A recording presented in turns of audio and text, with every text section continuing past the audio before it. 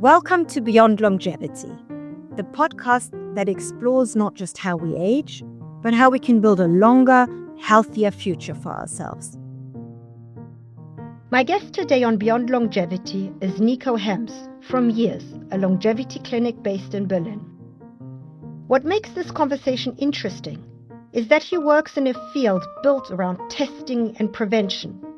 Yet Niko is very candid about the fact that more testing is not always better, and not everything being sold in longevity is actually helping people. In this conversation, we talk about what people are really looking for when they seek out longevity care, what good prevention should mean in practice, and why more testing can sometimes create more confusion than clarity. Nico is very clear that not every test is necessarily useful, that data on its own does not solve much, and that one of the more uncomfortable realities in the space is the widening gap between those who can afford extensive testing and those who cannot. We also talk about something even more fundamental, which is that many of the biggest gains in long-term health are not glamorous, high-tech, or expensive. Sleep, exercise, and the basics still matter enormously, even in a field increasingly crowded with advanced tools, bold claims, and promises of precision. So this is a conversation about hype and substance, access and inequality, and what it would take to build a model of health that is not just more sophisticated, but actually more useful. Hi, Niko. Thank you so much for coming on Beyond Longevity today. You're not a doctor, you're not a researcher, you're not a clinician, and yet you're deeply involved in the longevity field. Tell us how, why, and everything else. Really good question. I think it all started when I was 13-ish years old, 13 or 14 years old. I'm pretty tall. I'm close to 2 meters, 6'6", and I was pretty slim back then. I was weighing like around 70 kilos, which was close to being underweight according to BMI. And I felt pretty uncomfortable in my body, so really wanted to change that. This is what got me into health in general. This got me going to the gym. This got me reading pretty much every nutrition and gym book out there. Really got deep into all of the topics. Then came the podcast, listens to all of the podcasts. And this really was always my passion, always my side project. And then when I started studying, I studied business and data analytics. All of the time I was wondering, also while working, what am I actually doing right now? Because most of the work I did, which was consultancy, financial work, M&A, all of this really wasn't aligned with my values, with my passion. So then, while doing a master's abroad in Berkeley, close to San Francisco, I decided that I needed to move into the field of longevity, also full-time with my work as well. And then pretty much went all in, did my master's in longevity at GCLS, which is Geneva College of Longevity Sciences, and also started working at Years, which is a longevity clinic in Germany, Berlin. I understand young people getting into health or fitness. That's understandable. But why longevity? That's a really good question. And also I think there comes the question, what really is longevity? I mean, we don't really have a clear definition of longevity. There are words around healthspan, lifespan, now also Peakspan, which I think, by the way, is an interesting concept. For me, longevity mainly is about healthspan or Peakspan. So really staying young when you are old, or really staying capable, really staying flexible, that you, when you are like 70 or 80 years old, that you can still hang out with your family, you still can hang out with your friends. Because from my own personal experience, and I think this was also one thing that got me into longevity, I always saw my grandma not doing really well. She had hip operations, she had knee problems, all of this stuff. She couldn't really move that well for like the past 5 to 10 years even. She was always sick, so really wasn't doing well. She still smiled, but I was 100% sure that inside she isn't doing well most of the time. And so I really wanted to change that. And also I really didn't want this to happen to me when I grew older. So this was pretty much what got me into longevity, I think. Yeah, that makes sense. I love the new word that you mentioned. I personally haven't heard it. Peakspan. Elaborate a little bit on that. I learned this recently as well. while I was doing a podcast with Roberta. She's an MD PhD and she works in a longevity clinic. And she also came across this concept of Peakspan. And Peakspan, if we say, for example, lifespan is obviously the years lived. So if you are 90 years old, your lifespan is 90 years old, or when you die at 90 years old. Healthspan is the years lived in good health. But then also if we talk about Peakspan generally could be the same as healthspan. But she said, or like she read as well from different experts all around the world, that Peakspan is even your maximum capacity that you have as a human. Most of us probably aren't operating at maximum capacity due to different reasons. One of the main reasons being stress. We are constantly working. We are not aligned with anything humans should be aligned with, which is mostly nature and all of this stuff. So this probably is the case in most of the people, maybe even all people, especially in Western countries. And so peak span is pretty much your peak capability as a human, cognitively, physically, like for all of the different things. And you want to keep the peak span as long as possible into high age or even reach it, which most people haven't reached probably. I was just going to ask you that because even peak span at any age is quite a challenge. How does one reach peak span? And how do we know we've reached it? Probably haven't gotten any answer to this. The things which really move the needle also in longevity, and if we like say longevity should be defined as peak span, then the things that really move the needle are often the basics. So like having proper nutrition, eating whole foods, eating the best available food sources you got. Don't eat too many calories, eat enough protein, eat healthy fats, those things, eat enough fiber. Then sports, going to the gym, so strength training, as well as cardiovascular exercise, zone 2 training, and then also VO2 max training. A good mix of that, if you can do it, is probably really good. Then sleep, obviously, 7 to 9 hours-ish, cold bedroom, dark environment. Those three are the things that probably all of us know. But then there are more things to the equation, and not enough people talk about this. And I think, in my personal opinion, those are also the main drivers of a lot of the things which make us not reach peak span. One of the main culprits is stress, especially in Western countries, Europe, USA, or wherever. Most people are working desk jobs right now. They are stressed all of the time. Now in the time of AI, even more stressed because most people can't find a job. I have friends who have master's degrees who can't find a job, which is crazy. So stress is on an all-time high. Then also like community sense of belonging. Most people don't really know what they want to do with their life, but research has shown all of the time that community sense of belonging, what you are doing with your life, really equates to better health outcomes as well. So this is really interesting. We are mostly not aligned with that anymore. And then also we as humans pretty much are not doing anything which we are supposed to be doing, which is like being outside in nature, having sunlight, all of this stuff. And I think those things are the things which would move us way closer to peak span. If we can ever reach our peak, or what even is our peak, I think is not clear yet. But this would definitely move us closer towards the right direction. You not think for some people trying to reach that peak span is another cause of stress? That's actually a good one. I think also this is a huge issue, that most people stress too much about their health. And I was one of them, to be totally honest with you. Like 2 to 3 years back, I pretty much did every test out there. I did whole genome sequencing. I did like 200 plus biomarkers, did microbiome analysis. All of those tests, most of them don't really equate to any actionable change, which first of all is a huge problem. And for example, the whole genome sequencing I did, which was not medical genome analysis. So for example, BRCA2 gene, which has real consequences, or ApoE4, Alzheimer's gene, those have real consequences. What I did was mostly like lifestyle genetics. Like the report included 800 different things. For example, that my knees are supposed to hurt more than the average person. I was like, what the fuck is that? That's interesting, but what am I supposed to do with that? Or other things. There were like so many different things. And this mostly was leading to more anxiety and me not feeling well, me thinking and stressing all the time about my health. So I really moved away from this because this is not doing us anything good. But it really depends on the person. Most people in the longevity space are doing too much. most people outside the longevity system are doing not enough. So you need to find a middle ground, in my opinion. No, very true. I absolutely agree with you on that one. Let's move a little bit into the work that you do. You work with a longevity clinic in Berlin called Years.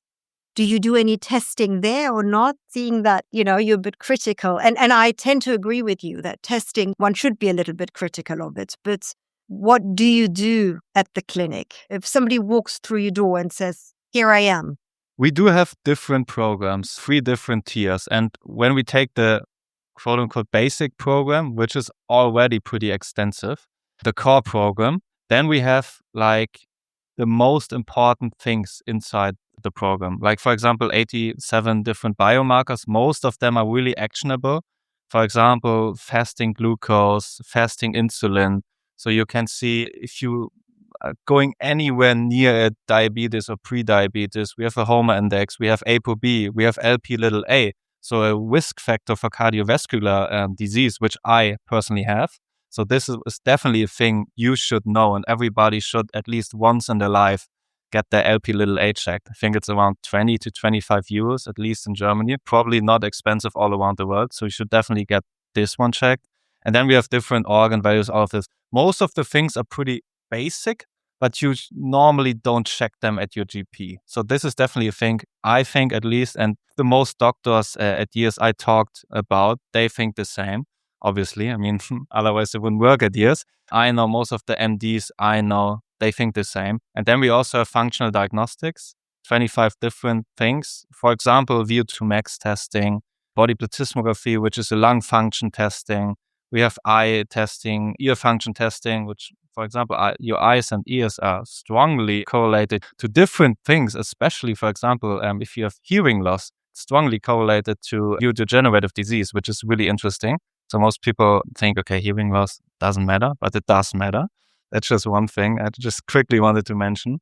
And then also extensive ultrasound analysis of all of your organs, also of your vessels. So you can check for ICVD, beginning cardiovascular disease, plaque in your arteries, which is definitely good to know.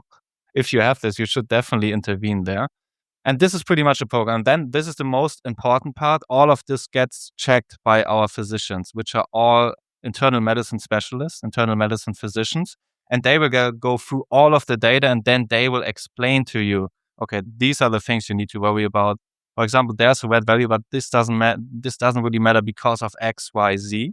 They know it, you probably don't. You would probably worry about this red value, but they can tell you like, okay, this is what we need to do. Don't worry about this. This is the action plan in 3, 6, 12 months. You need to go here. You need to do this in order to reach X.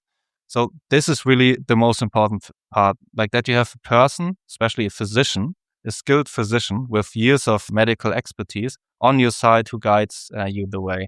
And then for people who want to know more and who also want to go towards a more experimental route, we have bigger problems, Evolve and Ultimate, and they include diagnostics which are not yet 100% there, or like have 100% actionability and don't have any downsides. For example, a full body MRI, which definitely has some downsides. For example, if you find something you're not really sure about, then you need to do a biopsy. This leads to anxiety. So a lot of problems there, but this is also only for the people who really want to know everything, who want to go this deep, and they still have a physician on their side saying, okay, don't worry about this.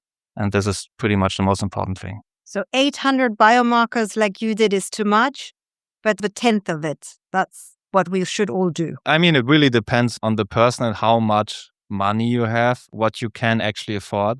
I think also with like, let's say 10 biomarkers, you can already go pretty far. But if you want to know a lot, and if you really want to take your health into your own hands, really move it forwards, for example, our, again, quote unquote, small program is probably a good way to go. What do the people do that can't afford it? That's also one of the things we want to change as well. Because our small program, again, it's not really small, costs 1,900 euros, which is quite a lot for most people. And obviously, public health insurance does not fund this in any way. You don't get a single cent back from your health insurance as long as you are not privately insured. Private insurance in Germany, at least, covers most of the small program, which is already probably a problem. That's a different topic. I think for people who can't afford this yet, they should probably go to your GP in Germany or wherever you live, in Europe, USA, doesn't really matter. Go to your GP, get the things checked that matter most. You can talk with your GP about this. For example, things like Lp(a), ApoB, LDL, HDL, triglycerides, fasting, glucose, fasting, insulin. Get those things measured and then do the basics. That's most important, and that doesn't really cost that much. You need a gym membership. You maybe don't even need a gym membership. You can also go outside and just do some push-ups, do some pull-ups, and go for a run. That will also do most of the work. And then you need to eat somewhat healthy. You don't need to overstress. I mean, sleep is for free mostly, but then there are also people working night shifts. So that's another problem. I think you don't have a perfect answer for everybody, sadly, but I wouldn't stress too much about it. Just do the things you can actually do and talk to experts, mainly being your GP. So specifically your clinic in Berlin, who's the average person that walks through the door? Young, old, woman, man, sick, healthy, I don't know. As you can imagine, this really, really differs from program to program. Because, for example, our high-end program, which is called Ultimate, costs around 16K, which is quite a lot to spend for your health. I mean, maybe it's a good investment for your health, and if you have enough money, could make sense. But for most people, it definitely does not make sense to spend 16K euros per year on like those extremely deep diagnostics, to be totally honest with you. And like in the Evolve program costs around 8K, 7.6K, pretty much the same. So like in those two programs, you mainly see CEOs, you mainly see founders, you mainly see executives, the people you imagine paying that much for a program, which makes sense again, because it's so expensive. And they are mainly like 30 to 60 years old, mostly high performers. Most of them are somewhat healthy, obviously a lot of, but this is, pretty obvious. And then for our core program, our basic program, you have pretty much everybody, like different ages, different genders. You have pretty much everybody, to be totally honest. You have sick people, you have healthy people, you have young people, you have old people, you have women, you have men. We have pretty much everyone from like 20 to 80 years old, I think. So like, there isn't really a target group there. It's like most of the people do care about their health, but this isn't even the case for everybody. Some people just got pushed by their children, for example, to go to years because they saw our Instagram or whatever, or they listen to any podcast and they're telling their parents, okay, you need to go there, you need to take your health seriously, just go there, do a checkup. And they don't know anything. So totally different people. Okay, so now indulge us normal listeners a little bit and tell us, for the 16,000 euro program, what does one get? Do I come in as an old, whatever person that can hardly walk and I leave as a young spring chicken? Or what do I get for the 16K? That would be amazing. That would be a good outcome. Yes. But we definitely cannot promise that at all. And we also will not promise that at all. There are different players all around the world who will promise stuff like this, but we definitely don't. That's for sure. And what you get for the 16K is like pretty much the most comprehensive diagnostics you can get across Germany for sure, probably also across Europe, and pretty comparable to the big players in the US, which are also pretty advanced. You get pretty much everything you can. You get genome analysis, medical grade genome analysis, not those random lifestyle genetics I quickly talked about with knee pain or whatever, which doesn't really make sense. And there isn't really any data to back this up even. You get microbiome testing, you get full body MRI, you get a liquid biopsy, which is a new cancer detection test. It's quite new and it's still heavily research based and not there yet. So it's still used as an experimental research grade diagnostics tool at years, but we still use it. And we also run our own research on it to see if it makes sense to use it or not. And also the physicians obviously interpret it in a way that it makes sense and to be cautious with the results and all of this. Then you get 230-ish biomarkers, so blood biomarkers and urine biomarkers, which is quite a lot. You get all of the functional diagnostics. And then you also get coaching, which is definitely a thing heavily underrated, I think, because the one thing which you need in order for such a program to actually work is adherence. And to have adherence, I think it's easiest if you have somebody on your side who's constantly pushing you. So we have a nutrition coach, we have a sports coach, and we also have on demand a sleep coach as well, because those are the most important things. And those people over the year, this is a 1-year program, will push you to get to your pretty much best state. And then you also have quality check-ins again to check for the most important values. You have check-ins with your internal medicine physician again, always the same doctor, always the same physician, so that he knows your history, he knows you as a person and all of that.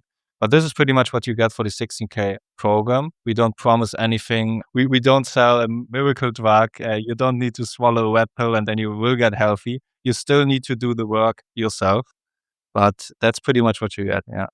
You've mentioned something really interesting here, and this is sort of the self-motivation or the fact that you actually need to do something. And let's go back from these probably 0.001% of people who are going to spend that sort of money. But talk about the average person. Why do you think people find it so difficult to change their behavior with basic things? Just do a little bit more sport, sleep a little bit more, things that are for free. So they don't cost any money and they don't really require a lot of effort. Why do you think it is still so hard for us as humans to change our behavior, to, this lack of follow through, even though we know it would do us good? I think there are many reasons, at least to my opinion. One of the biggest reasons for that is that we completely whacked our brain.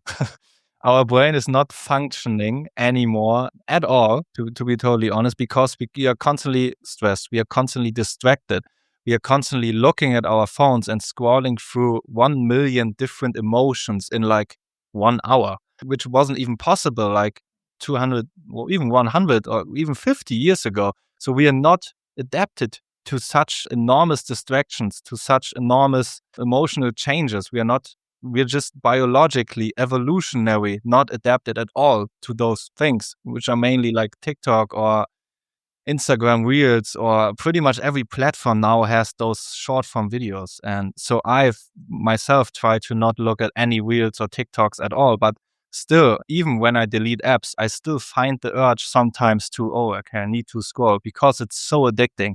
And I think because of this, because of our work stress, because of we as humans being mostly constantly overwhelmed with things due to all of the reasons I mentioned, I think it's really hard to change anything, because also we don't get, like normally back in the time you would get a dopamine rush afterwards if you do something that actually changes. But now this whole dopamine system is completely whacked, is completely overworked. So how in the world is our body supposed to behave naturally if we don't do things which are natural to us in the sense of like evolutionary or biological perspective? So I think those are the main things which are the roadblocks in our way to become the best version of ourselves. So we first need to remove them as best as possible. Probably deleting all of the apps is best.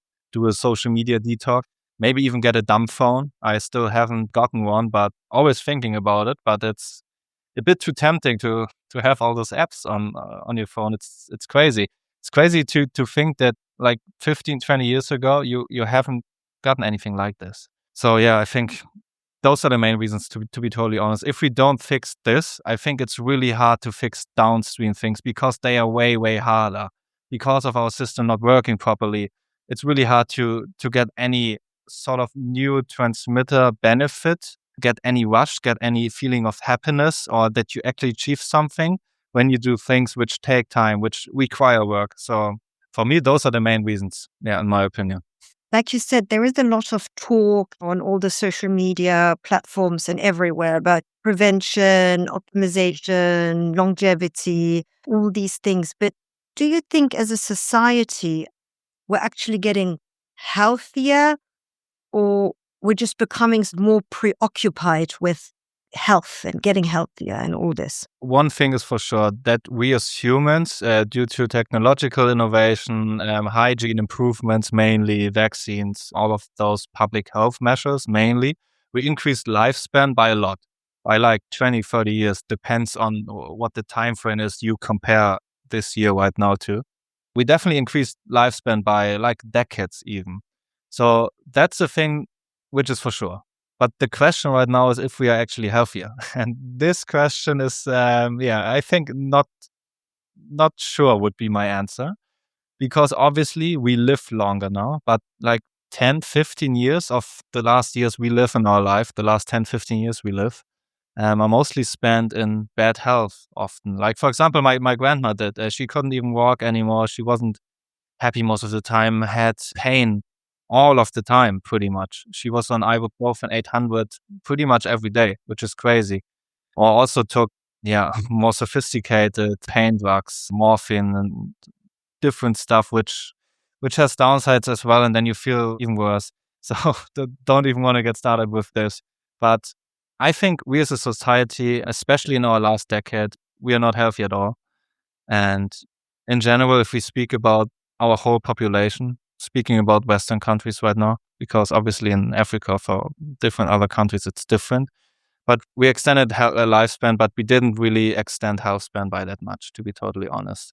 Do you think that the longevity market as a whole is chasing more the lifespan rather than the health span? Or do you think that there is a balance, or how do you see that? This really depends on where you are looking at. For example, there are scientists like David Sinclair, who's a Harvard professor.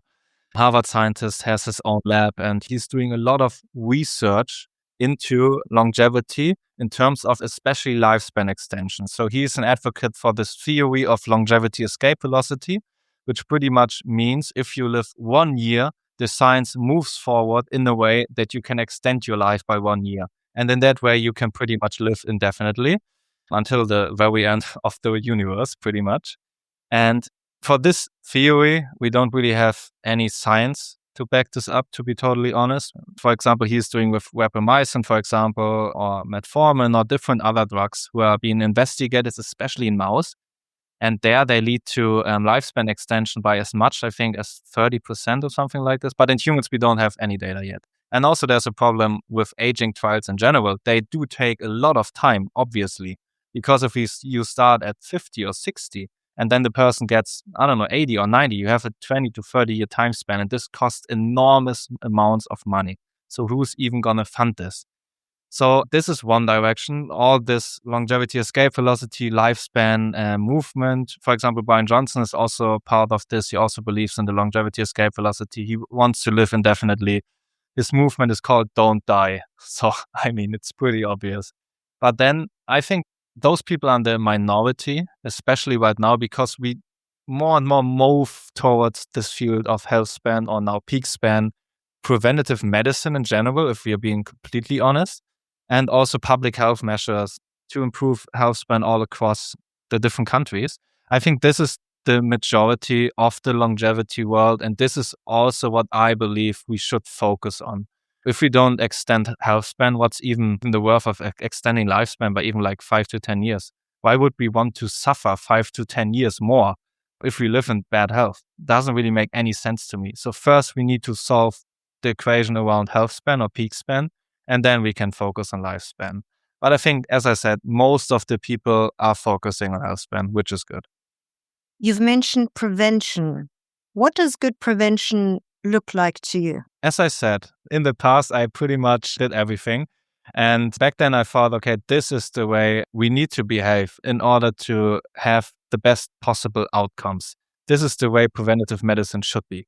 But I was mostly wrong when I think back now. I think, for example, as I said, the whole genome testing I did, or the microbiome analysis, didn't really deliver any actionable insights. So it doesn't really make sense to test this even. So for me, it's the balance between having enough diagnostics and having enough testing done to know where you stand, but don't do too much, to not stress about this too much, to don't develop anxiety. So for me, for example, as an employee of Years, I obviously do the Years core program every year. We get that as a bonus, which is quite nice, to be honest. It's a nice employee benefit. And I do this program every year now. If I wouldn't work at Years, and as of right now, for me, I think even the 2,000 euros would be a bit too expensive for me. I would maybe go to Years like every 2 years-ish. This is a bit more affordable for me. But if I wouldn't be able to afford this, I would probably do an extensive blood panel, either at my GP or at blood diagnostic startups like Aware, for example, in Germany, or Lucis Life, or Superpower, or Function Health. I think Function Health being the biggest in the US.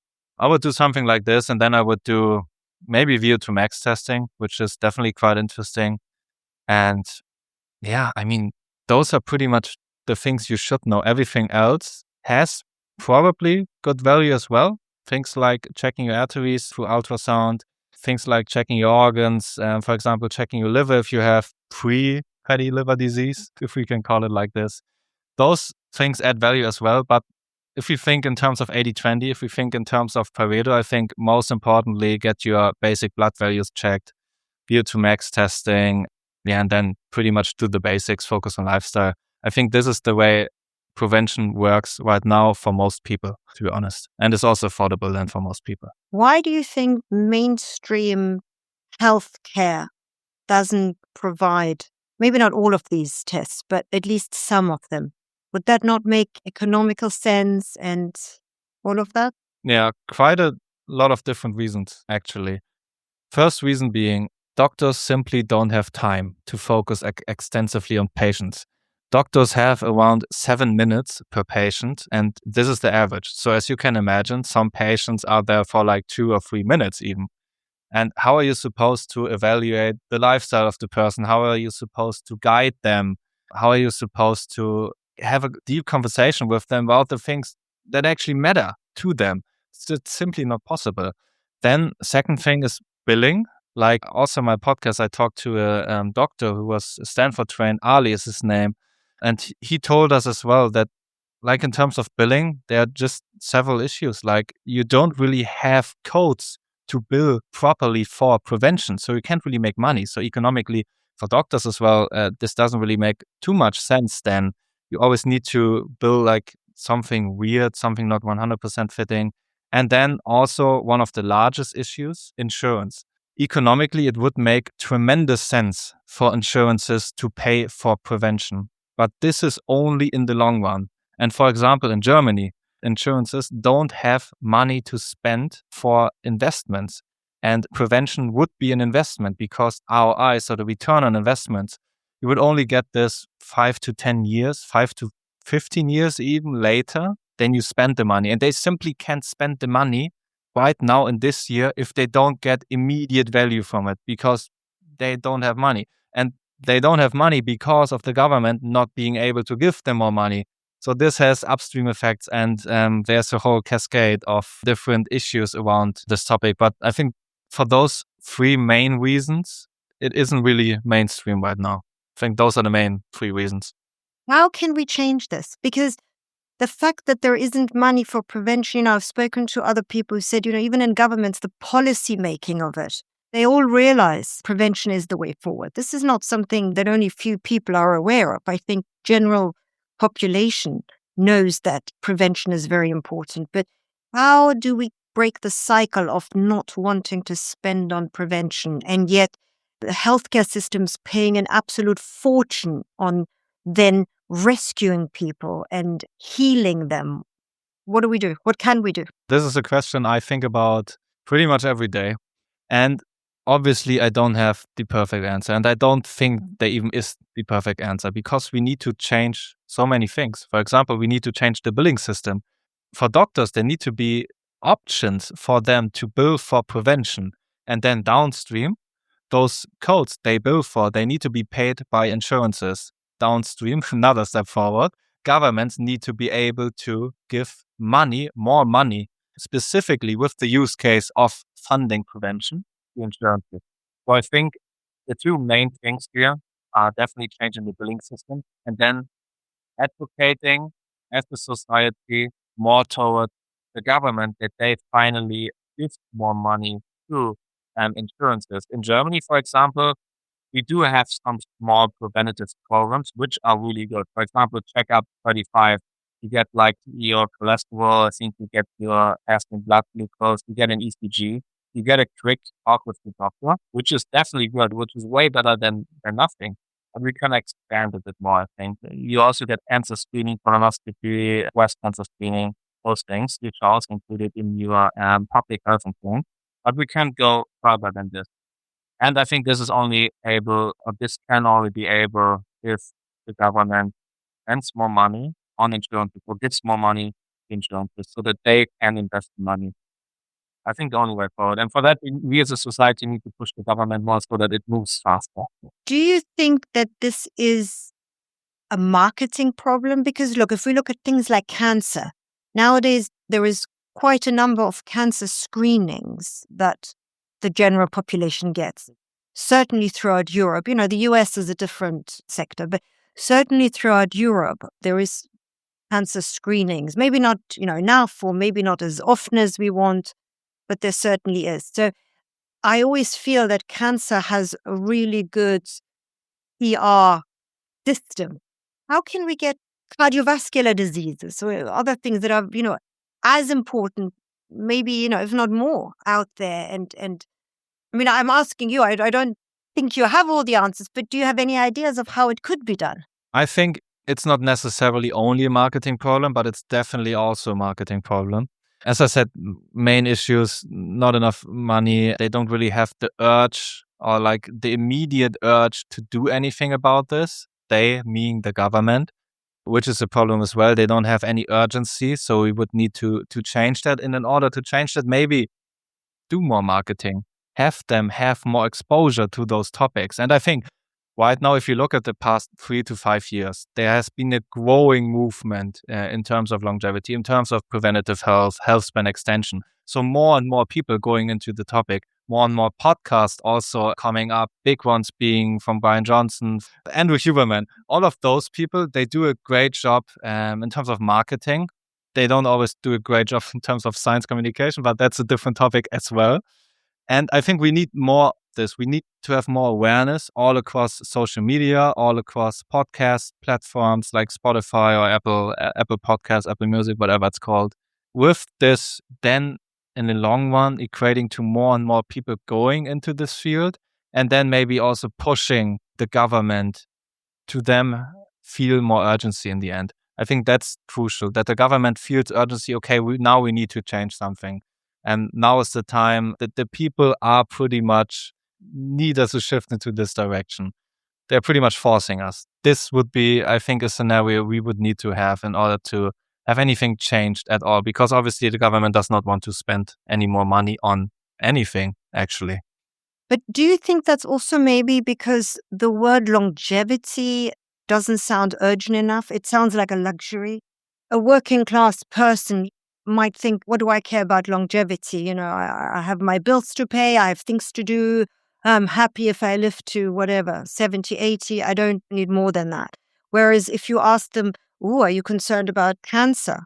I'm sure everybody would say, yes, that is something that you'd want to get help with and whatever. So do you think the fact that longevity sounds like a luxury and not really a necessity, or really at the crux of what it is? Because the opposite of longevity is really the aging really is a disease. And I know I've had lots of people on the podcast and, I've spoken to various people that say that aging should really be classified as a disease, which it is, and not as an inevitable thing. And just the rich and the Brian Johnsons of this world are trying to live forever.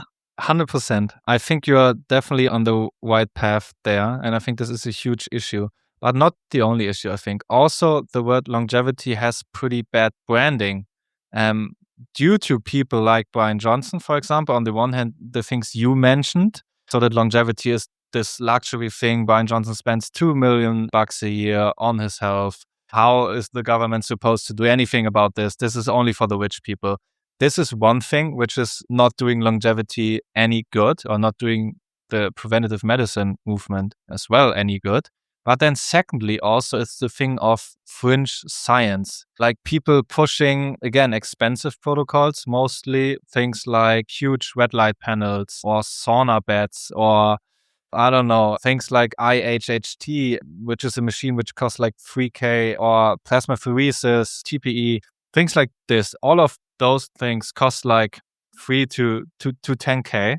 And I think one of the main problems is that, first of all, most people think that longevity is way too expensive. And then secondly, the things that are being pushed often by influencers are mostly not the things which move the needle. The things that move the needle are the basics, but this is pretty boring. Like people don't really want to hear this all of the time, but they should. That's one thing. And then like obviously influencers can make the most amount of money if they do brand partnerships with companies who have a lot of money, and companies who have a lot of money are mostly companies selling those wellness products, even like red light panels or different diagnostics or wellness clinics. Even we do have some across Europe where you can get your, they call it like treatments, beauty treatments, or I don't know, mitochondrial treatments. There are a whole lot of different things out there, NAD plus treatments, infusions, different things out there. Most of them are definitely not in the 80-20. They are maybe in the last 5% of optimization, so we shouldn't focus on that. But most of the people out there think longevity is exactly this, is exactly around those optimization tactics, those treatments. But in fact, it's actually not. And so I think it's still a marketing problem in terms of people now are aware of longevity, but they don't equate the right things with longevity, I think, is the issue here. So what are the right things? And what can we do that it doesn't cost us tens of thousands of pounds, euros, dollars? As I said, like basic blood values cost 100 euros, maybe. You can even get like the most important things for like, I think like 50 euros. It depends where you live, obviously. I mean, even if you can spend 50 or 100 euros for those things, you can still do most of the basics as good as you can. As I said earlier, shift workers, for example, obviously they can't have perfect sleep. How could they? It's just simply not possible. But still, on the days where they don't have the shift work, they can still improve their habits. Also, on the days of shift work, they can still try to balance the circadian rhythm with sunlight exposure or light therapy.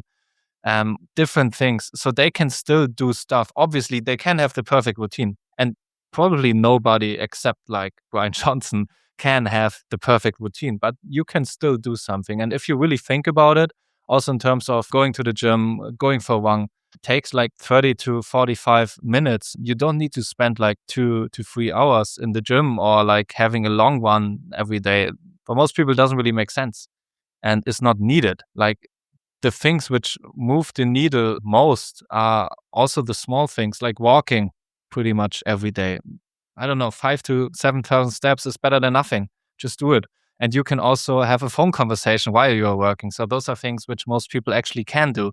Then in terms of nutrition, obviously, if you spend like lots amount of money on the best fruits out there from a farmer's market, all in the highest quality, this will be quite expensive. But you can still buy like food which is healthy and doesn't necessarily need to be extremely expensive, to be totally honest, especially if you buy at the local store and don't go to the restaurant all of the time. I mean, everybody needs to decide for themselves and really needs to be honest with themselves. What are the things that you can actually do without stressing too much? But I think everybody can improve and still can do things, even if you have a complicated life, even if you have a complicated job, even if you're a shift worker, you can still do things. You probably can't have the perfect routine, but as I said, no need. Is there an order of what you consider is the most important or most effective free or very small cost things that we can do? And, without the testing, just somebody's listening and they're like, you know what? Nico has a point. I want to do something for myself and I'm not going to have all the tests done, but I do want to do something for myself. Where should they start? What's the most important thing? There's different research pointing in different directions what the most important thing actually is. And I'm not sure if we can even say that there is this one thing which is most important. Also, we all have different biologies. We all work somewhat differently.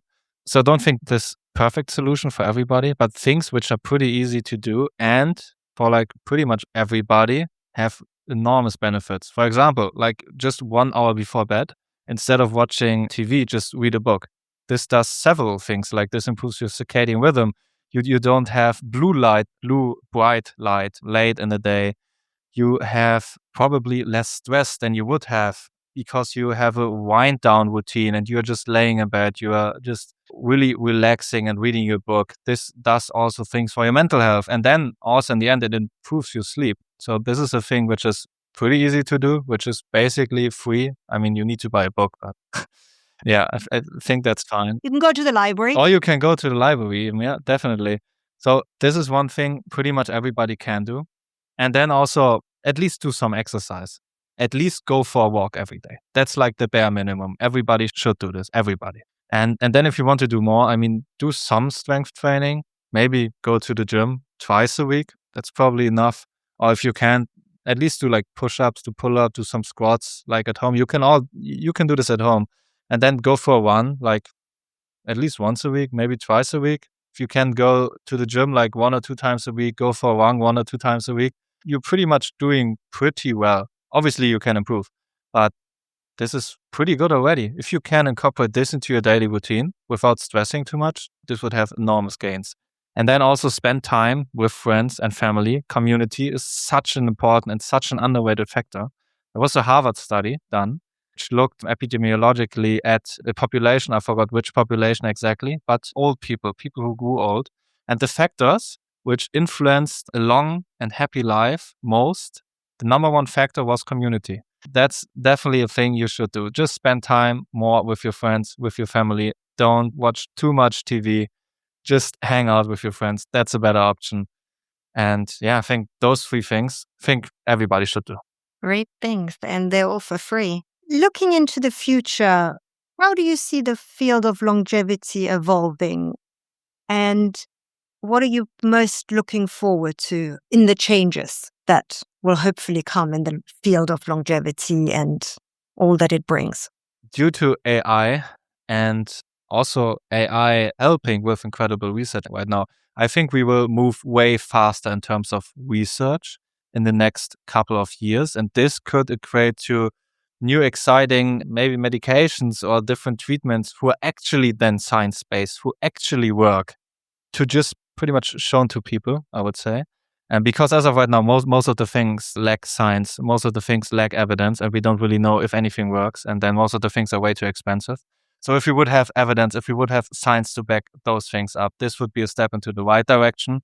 Then again, going back to the basics, shifting the focus from all those expensive treatments, again, most of them are lacking evidence, more towards the things which actually move the needle: sleep, mental health, nutrition, sports, and all of this.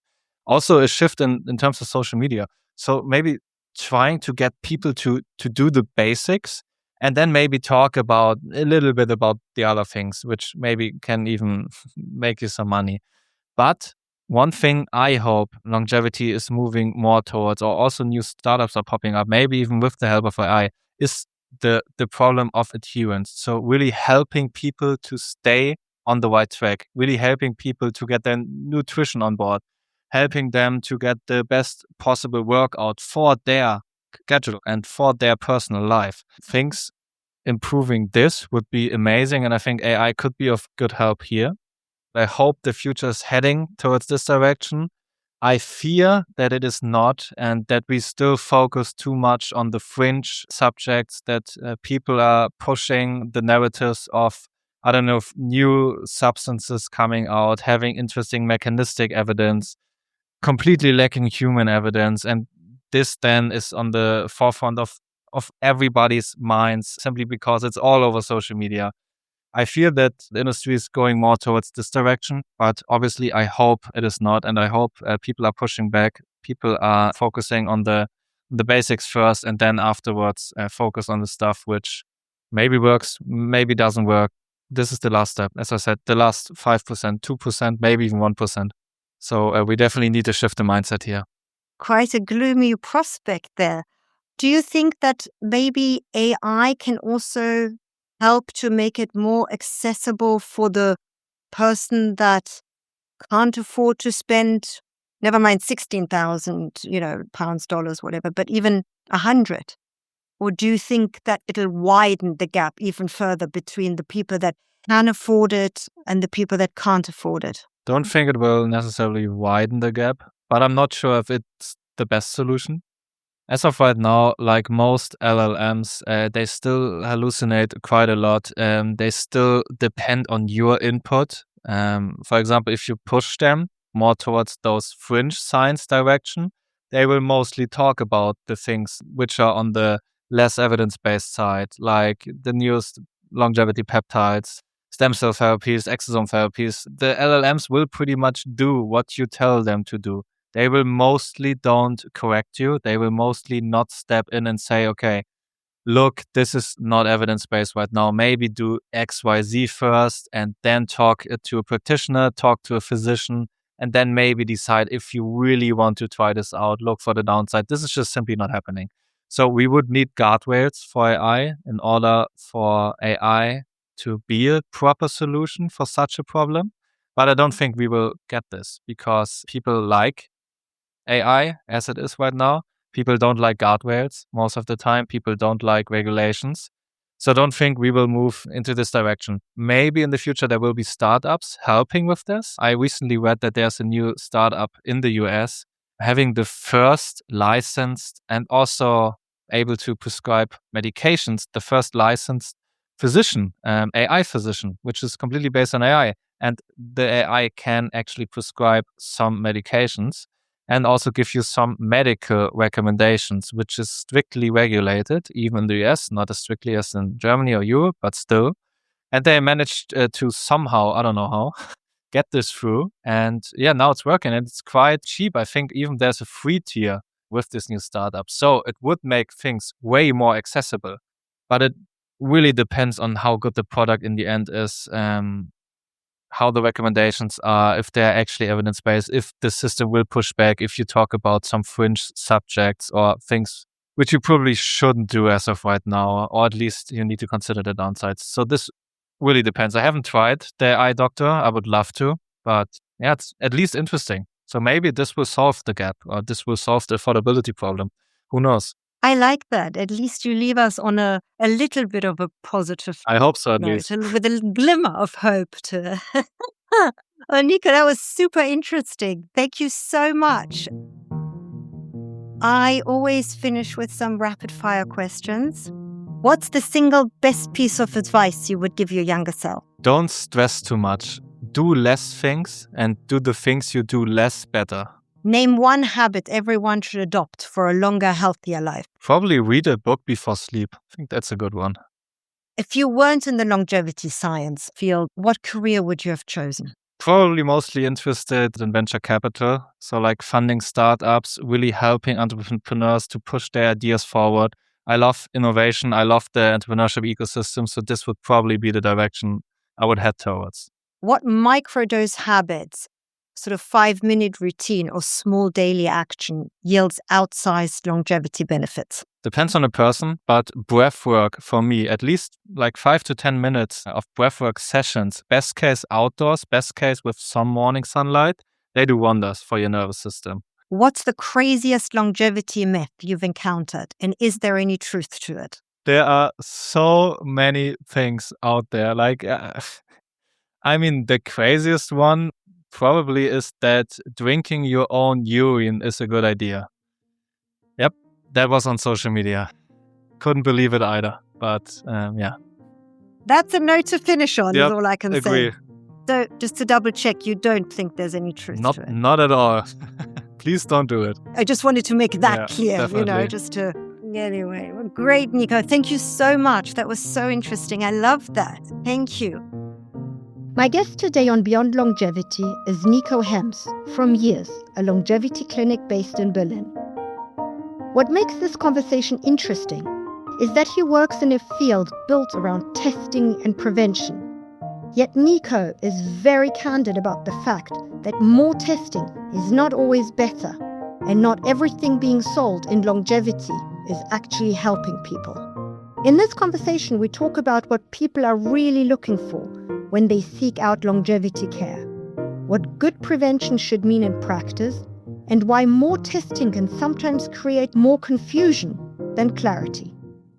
Nico is very clear that not every test is necessarily useful, that data on its own does not solve much, and that one of the more uncomfortable realities in this space is the widening gap between those who can afford extensive testing and those who cannot. We also talk about something even more fundamental, which is that many of the biggest gains in long-term health are not glamorous, high-tech, or expensive. Sleep, exercise, and the basics still matter enormously, even in a field increasingly crowded with advanced tools, bold claims, and promises of precision.